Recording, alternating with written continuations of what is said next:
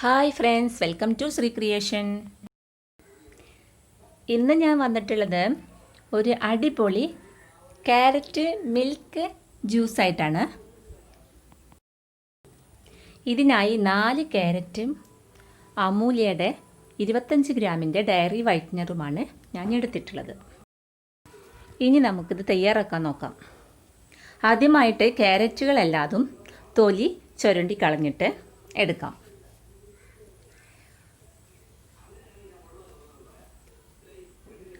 ഓരോ ക്യാരറ്റിൻ്റെയും തൊലിയൊക്കെ ചുരണ്ടി കളഞ്ഞ് വൃത്തിയാക്കി എടുക്കുക. അതിനുശേഷം നമുക്കൊരു സ്ക്രബ്ബർ ഉപയോഗിച്ചിട്ട് ഇത് സ്ക്രബ് ചെയ്തിട്ട് എടുക്കാം കേട്ടോ.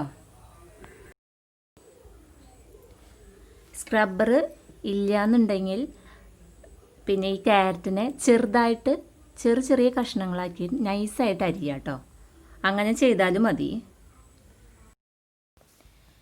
ഇനി ഒരു പാത്രത്തിലോട്ട് 2 ഗ്ലാസ് വെള്ളം ഒഴിച്ചിട്ട് നന്നായി തിളപ്പിക്കാൻ വയ്ക്കുക.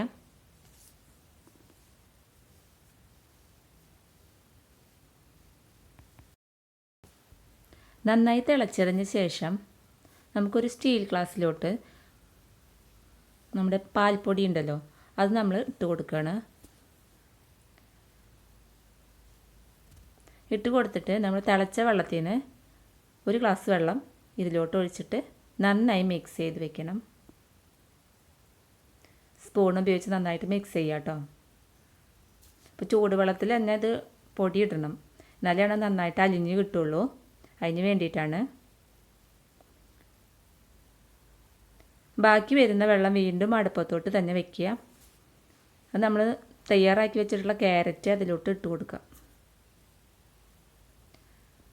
ക്യാരറ്റ് അതിൽ കിടന്ന് നന്നായി തിളച്ച് വരണം. അപ്പോൾ നന്നായി വെന്ത് കിട്ടും. ക്യാരറ്റ് സ്ക്രബ് ചെയ്തതാണെങ്കിൽ വളരെ പെട്ടെന്ന് അത് വെന്ത് കിട്ടും. അപ്പോൾ നന്നായിട്ടൊന്ന് അതിൽ കിടന്ന് വെന്ത് കിട്ടണം.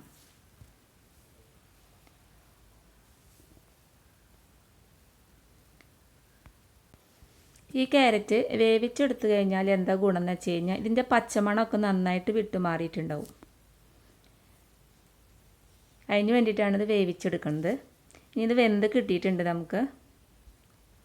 ഇതിനെ നമുക്ക് ചെറുതായി ചൂടാറിയതിന് ശേഷം ഒരു മിക്സിയുടെ ജാറിലോട്ട് ഇട്ട് കൊടുക്കാം.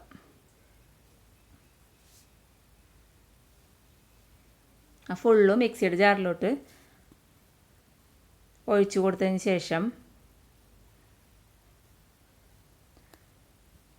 നമ്മൾ തയ്യാറാക്കി വെച്ചിരിക്കുന്ന മിൽക്ക് പൗഡർ ഉണ്ടല്ലോ, കലക്കി വെച്ചിരിക്കുന്നത്,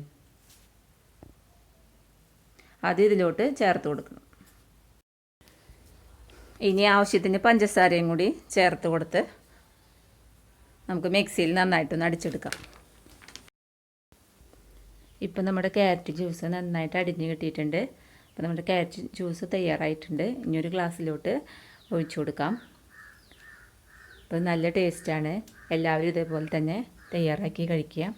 അപ്പോൾ ഇതുവരെ സബ്സ്ക്രൈബ് ചെയ്യാത്തവർ സബ്സ്ക്രൈബ് ചെയ്യുക, ലൈക്ക് ചെയ്യുക. Okay, bye-bye.